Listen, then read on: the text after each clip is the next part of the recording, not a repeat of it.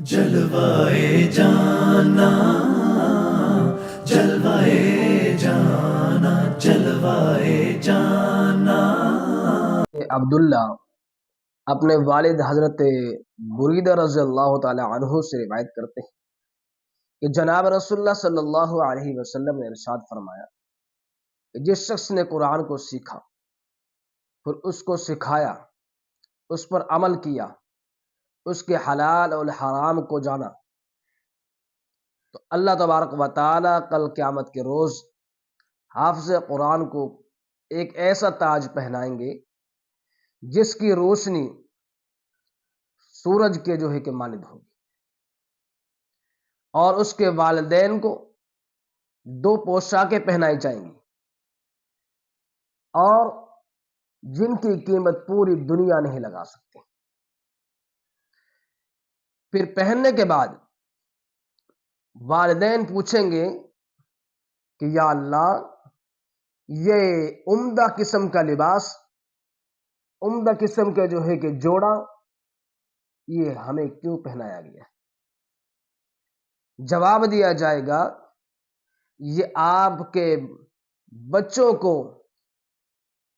حافظ قرآن بنانے پر اس کا انعام دیا گیا ہے۔ کہ دیکھیے کہ اللہ تبارک و تعالی حافظ قرآن کے والدین کو بھی انعام سے نواز رہے ہیں، اور حافظ قرآن کو بھی انعامات سے نواز رہے ہیں۔ تو اسی طریقے سے ہمیں چاہیے کہ ہم اپنے بچوں میں سے ڈاکٹر بنائیں، انجینئر بنائیں، اور کہ بڑے بڑے عہدوں پر فائز کریں، لیکن ایک اپنے بچوں میں سے حافظ قرآن بھی بنائیں، اس لیے کہ حافظ قرآن یہ کل قیامت کے روز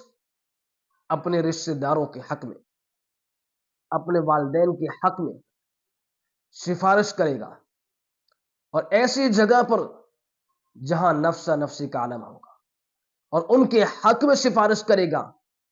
جن کے بارے میں جہنم میں جانے کا فیصلہ ہو چکا ہوگا کہ ان کو جہنم میں اٹھا کر پھینک دیا جائے۔